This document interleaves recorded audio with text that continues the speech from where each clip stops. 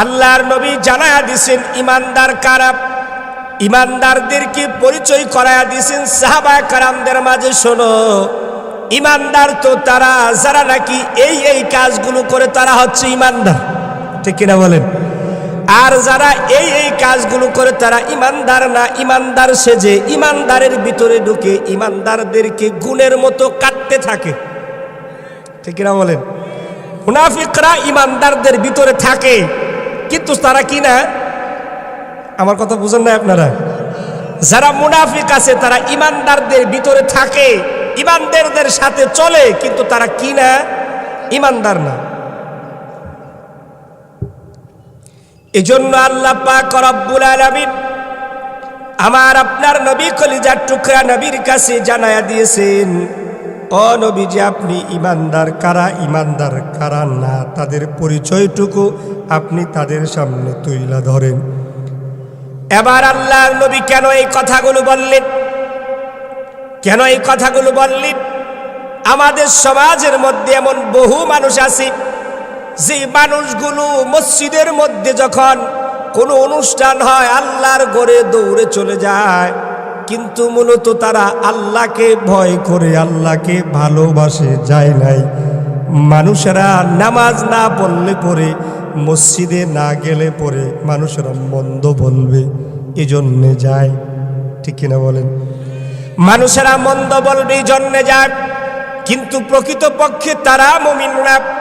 আল্লাহ পাক রব্বুল আলামিন বলেন মুমিন কারা। আবার সূরা আনফালের 2 নম্বর আয়াতে কারিমার মধ্যে আল্লাহ পাক রব্বুল আলামিন জানায়া দিয়েছেন, ইন্নামাল মুমিনুনা আল্লাযীনা ইযা যুকিরাল্লাহু ওয়াজিলাত কুলুবুহুম ওয়া ইযা তুলিয়াত আলাইহিম আয়াতুহু যাদাতুহুম ঈমানা ওয়া আলা রাব্বিহিম ইয়াতাওয়াক্কালুন। আল্লাহু আকবার বলেন। আল্লাহ পাক রব্বুল আলামিন বলে, শোনেন, ইন্নামাল মুমিনুন, নিশ্চয়ই তারা হচ্ছে মুমিন, আল্লাযীনা ইযা যুকিরাল্লাহ, যার কাছে আল্লাহর কথাগুলো শোনানো হয়, আল্লাহর কথাগুলো শুনে তখন তার অন্তরের মধ্যে আল্লাহর ভয়ে কম্পন সৃষ্টি হয়ে যায়। এই কথাটার ব্যাখ্যার মধ্যে লেখা হয়েছে, আল্লাহর ভয়ে যে কম্পন সৃষ্টি হয়ে যায় কেন জানেননি?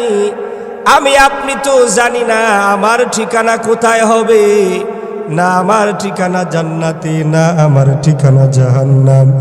মুমিনের কাছে যখন আল্লাহ পাকের কথাগুলো যখন শোনা হয়, আল্লাহ পাকের কথাগুলো গুণগানগুলো যখন বলা হয়, আল্লাহর বান্দা ইমানদারের চোখের পানিগুলো চলে আসে এই ভেবে, না জানি আমি জাহান্নামের দিকে নিয়ে দৌড়াইতেছি, আমার ঠিকানা নিয়ে আবার জাহান্নাম মুখী হয়ে যাক। আল্লাহর এই আযাব আমি কখনো সহ্য করতে পারবো না। এই জন্য আল্লাহর বান্দা মুমিনের অন্তরের ভিতরে কম্পন সৃষ্টি হয়ে যায়। এই জন্য মুমিন যখন আল্লাহর কথাগুলো শুনে তখন ওই মুমিনের ভিতরে কম্পন সৃষ্টি হয়ে যায়, ঠিক কিনা জোরে বলেন? 1 নাম্বার গুণ হচ্ছে মুমিন যারা হবে, আল্লাহ পাক রব্বুল আলামিন বলেন আল্লাযীনা ইযা যুকিরাল্লাহ, আল্লাহর কথা যখন বলা হয়, আল্লাহর জিকির যখন করা হয়, অর্থাৎ আল্লাহর কথা যখন স্মরণ করানো হয়, তখন ইমানদারের অন্তরে আল্লাহর ভয়ে থরথর করে কাঁপতে থাকে। 2 নাম্বার গুণ হচ্ছে ওয়াজিলাত কুলুবুহুম ওয়া ইযা তুলিয়াত আলাইহিম, আর যখন নাকি আল্লাহর এই আয়াতগুলো তিলাওয়াত করা হয়, আল্লাহ পাক রব্বুল আলামিনের কোরআনে মাজিদ যখন মুমিনদের সামনে তিলাওয়াত করা হয়, মুমিন তখন আল্লাহর কোরআন শুনে আর ধৈর্যের সাথে বসে থাকবে। ওই মুমিন বলবে আল্লাহর কোরআন শুনতে বড় মজা লাগে, ঠিক কিনা বলেন?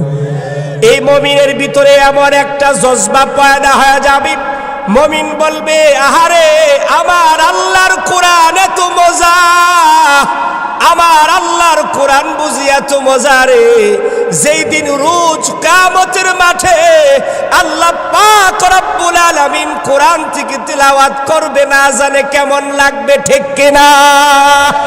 আরে আল্লাহ পাক যেই দিন এই কোরআন নাজিল করছেন যিনি মহান আল্লাহ, যদি সেই দিন কোরআন তিলাওয়াত করে মানুষ আমি আপনি কেমন হয়ে যাব? অচেতন হয়ে যাব, পাগল হয়ে যাব। এত মজার কোরআন। আজকে দেখি দুনিয়ার মধ্যে যদি একজন কারি সাহেবে আল্লাহর কোরআন থেকে সূরা ফাতিহা এক সুরে টান দিয়া পড়ে, এক ধরনের মজা লাগে, ঠিক কিনা বলেন? আরেকজন কারি সাহেবকে এনে যদি ঠিক এই সূরাটাই পাঠ করানো হয়, আল্লাহর বান্দা কারি সাহেব যখন টান দেয়, আবার দেখা যায় আল্লাহর কোরআনের আয়াতের মধ্যে আরো মজা ডুইবা আছে, ঠিক কিনা জোরে বলেন? আরে আল্লাহর কোরআন তো এমন এক কোরআন, যেই কোরআন ধরলে, যেই কোরআন ছইলে, যে কোরআনের দিকে তাকায়া থাকলেই সওয়াব। আরে পৃথিবীতে এর চাইতে দামি গ্রন্থ আর কি আছে? জোরে বলতে হবে, আছে? না না, আল্লাহর এই কোরআনের চাইতে এত দামি আর কোনো গ্রন্থ পৃথিবীতে নাই। এটা এমন একটা গ্রন্থ যাকে ধরলে, যাকে পড়লে, যাকে দেখলে আল্লাহ পাক রব্বুল আলামিন আমার আপনার আমল নামার মধ্যে সওয়াব লিখতে থাকেন। আরো জোরে বলেন না সুবহানাল্লাহ। এই জন্য আল্লাহ পাক রব্বুল আলামিন বলে, শোনেন, যারা ঈমানদার হবে 2 নাম্বার গুণ হচ্ছে ওয়া ইযা তুলিয়াত আলাইহিম আয়াতুহু যাদাতুহুম ঈমানা। আল্লাহু আকবার বলেন। এই যে আল্লাহর বান্দা মুমিন মানুষ যখন এই কোরআনের আয়াতগুলো যখন শুনতেছিল, আল্লাহ পাক রব্বুল আলামিন বলে, আরে দুনিয়ার একটা উদাহরণ দিয়ে আমি আপনাদেরকে বুঝাই। যদি আপনার মোবাইলের মধ্যে চার্জ যদি কমে যায়, চার্জ নাই, চার্জ কমে গেছে, এবার চার্জ যদি আপনি তার দ্বারা সংযুক্ত করে দেন, এবার বলেন তো দেখি মোবাইলের চার্জ কমে না বাড়ে? আরো জোরে বলেন, কমে না বাড়ে? যেমন করে মোবাইলকে চার্জ দিলে পরে দেখা যায় মোবাইলের পাওয়ার বেড়ে যায়।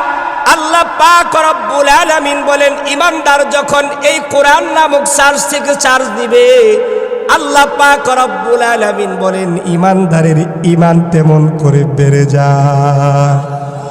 আল্লাহ পাক রব্বুল আলামিন বলেন যাদাতুহুম ঈমানা, ওই আল্লাহর বান্দা মুমিনের ঈমানটাকে আমি আল্লাহ বৃদ্ধি করে দেয়।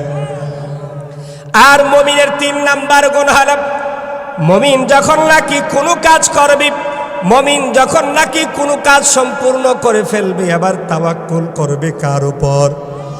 ভরসা করবে কার উপর?